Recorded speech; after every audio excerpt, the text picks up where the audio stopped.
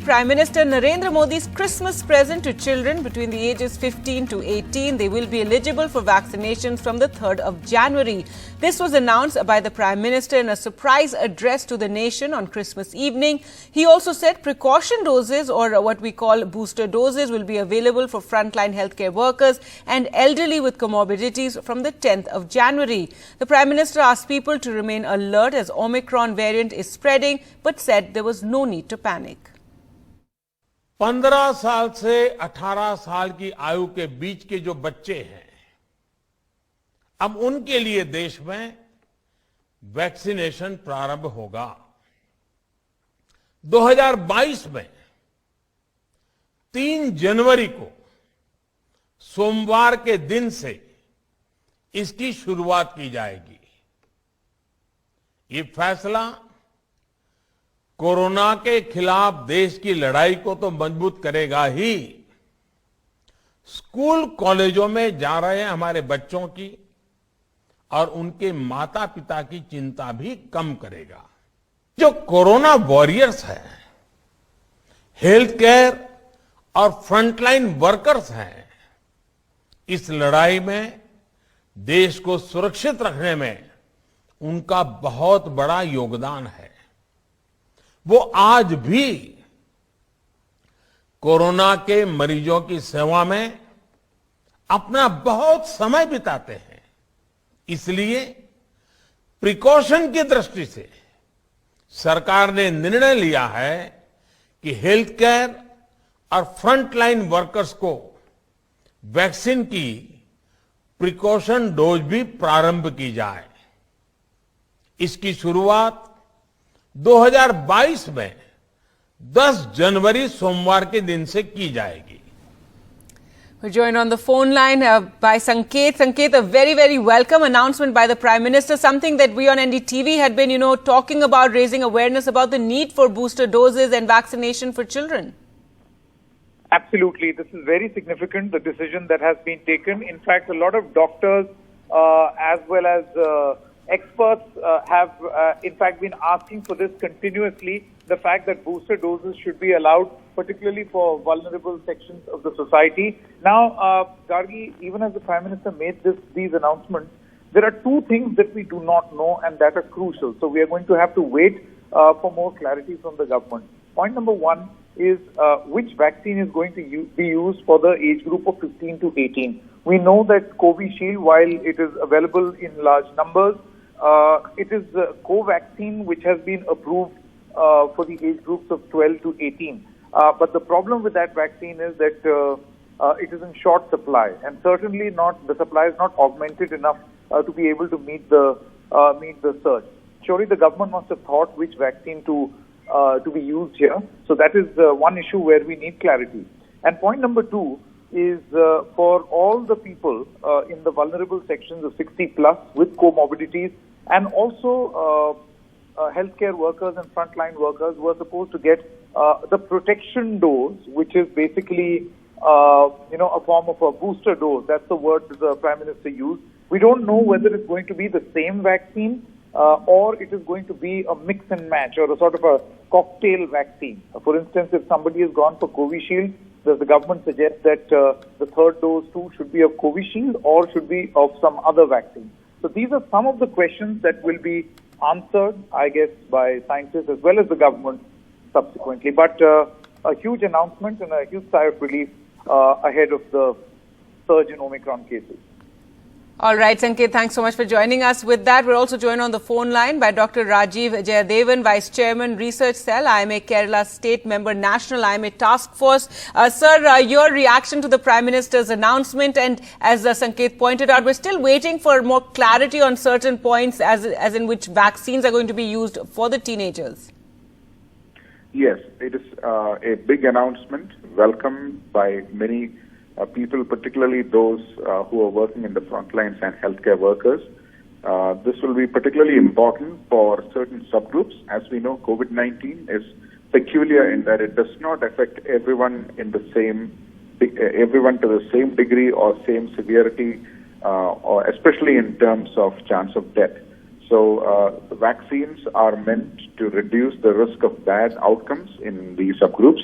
So I would imagine these boosters to be prioritized, or third doses to be prioritized in those segments in descending order, which is pretty much what we did with our primary vaccination series, because India did an exemplary job in prioritizing vaccines in the right order and distributing them in the right order. So I imagine that same process will repeat or same principle would repeat in this third dose campaign as well. Right, so and this is, as you know, it does seem that a wave or a surge of cases by the new Omicron variant is inevitable given what we're seeing in other countries. So the priority now to protect the most vulnerable, also opening it up for children so we can get better coverage. Yes, Omicron is spreading around the world. It's, as we know, spreading rapidly, and it can even infect people who've been recently vaccinated. So this needs a vaccine plus strategy.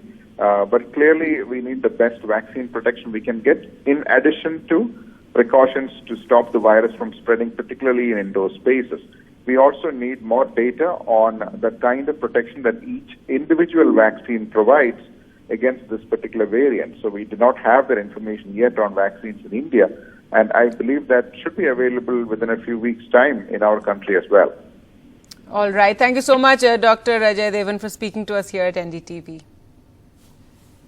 Now, as we mentioned earlier, Bharat Biotech's COVID vaccine, Covaxin, has been approved for emergency use on children between the ages of 12 to 18 by the Drugs Controller General of India. Following the DCGI nod, Bharat Biotech put out a statement saying Covaxin is formulated uniquely such that the same dosage can be administered to adults and children. It has established a proven record for safety and efficacy in adults for the original variant and subsequent variants. So we can imagine this is going to be one of the vaccines that will be used for teenagers beginning next year.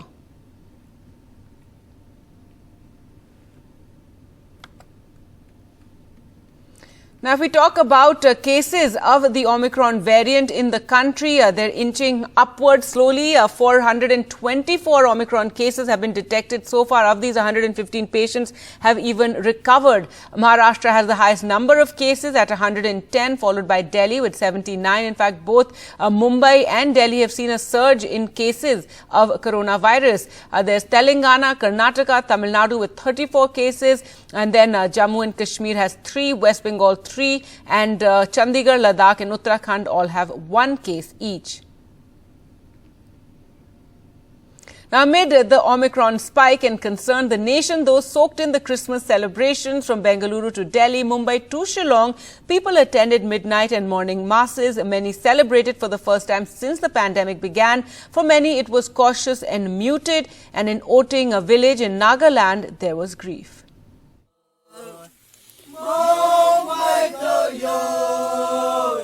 One of the most moving visuals this Christmas, the villagers of Oting in Nagaland organized a midnight prayer at the mass grave of the youths who died in botched army ambush on December 4th.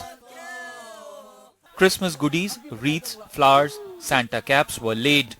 Verses from Holy Bible read out.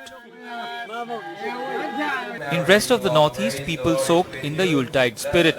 Cities like Guwahati and Shillong were decked up for Christmas as they face lesser restrictions. Last year's Christmas were largely indoors in the region. While Guwahati has witnessed large turnout of crowd in the Christmas evening in every churches, the state government has decided to impose strict COVID restrictions from Sunday, since there has been an Omicron alert sounded by Centre. Centre is more worried about Mizoram, which has one of the highest case loads in the northeast. In Mizoram's Aizawl, the community feast and carol, the integral part of Christmas in the state, will be missing as authorities have tightened restrictions. The Christmas spirit is very much alive in Mizoram, and families are getting together to celebrate Christmas in their own special way. The traditional Christmas services will be on in the churches, but in most of the urban areas, because of the COVID pandemic, we will not be having our traditional feasts. Down south, Bengaluru saw people on the streets. No specific restrictions this time. Whatever, even COVID, whatever it is, we have to celebrate, right? But why you people are not wearing mask? It's okay, only today. Only today, mask is not mandatory. While in Maharashtra, prohibitory orders including Section 144 has been imposed. People have come over here. That is Section 144 that has been imposed not only in Mumbai but across Maharashtra. However, apart from that, what we will see, that is on the other side, people are still present. At the national capital, the Delhi Disaster Management Authority has said that religious places will remain open on Christmas and New Year for celebrations and prayers, but with strict compliance to COVID-19 safety guidelines. While the DDMA has allowed religious places to remain open for Christmas and New Year celebrations, the concern over the rise of Omicron variant of COVID-19 remains, and the celebrations are relatively muted this year, with many churches even taking decision to remain shut to avoid gathering and spread of COVID-19. तो इस बार क्या लग रहा है कि Covid की वजह से थोड़ा कम है, सेलिब्रेट कम है. बहुत ज़्यादा रश होता था, अभी भी है, लेकिन कोविड की वजह से जो उनकी गाइडलाइन है उसकी फॉलो करते हुए फिर दिल्ली पुलिस भी हाँ. With Nihal Kidwai in Bengaluru, Sohit Mishra in Mumbai, Akshay Dongre in New Delhi, Ratnadeep Chaudhary in Guwahati, and with inputs from Dalidia Fanai in Aizawl, Saurabh Chakravarti for NDTV. A week after the horrific hate speeches in Haridwar, where calls were made to wipe out minorities, an FIR filed but no action against those who made the speeches. Is it because of political connections? अपने अंतिम प्राण के क्षण तक इस देश को हिंदू राष्ट्र बनाने के लिए Despite delivering hate speeches against India's minority and propagating lies about the constitution,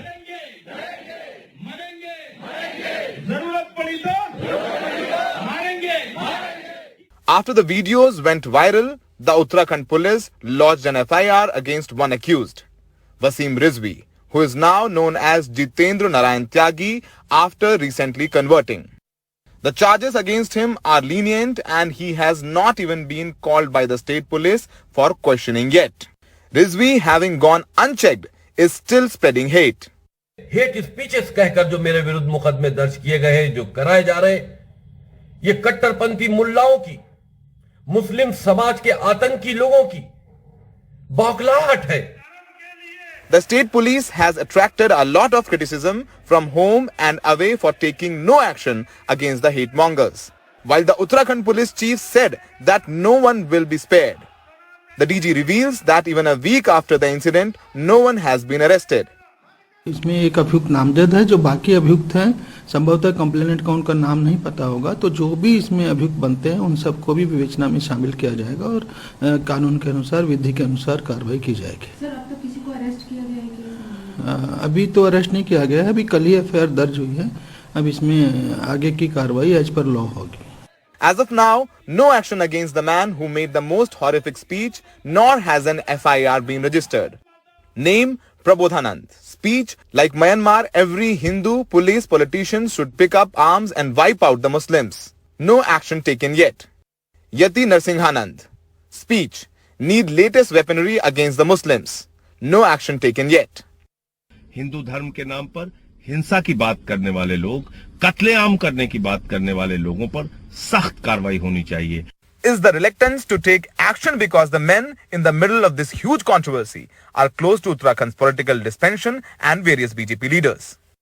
Uttarakhand police has registered an FIR under section 153A, which says that if a person indulges in any act which disrupts the harmony of the society. But the question is, why police is not taking any action? The accused has not been summoned for inquiry as well. Why is this police quiet? Because these people have strong political connections? In New Delhi, Saurabh Shukla for NDTV.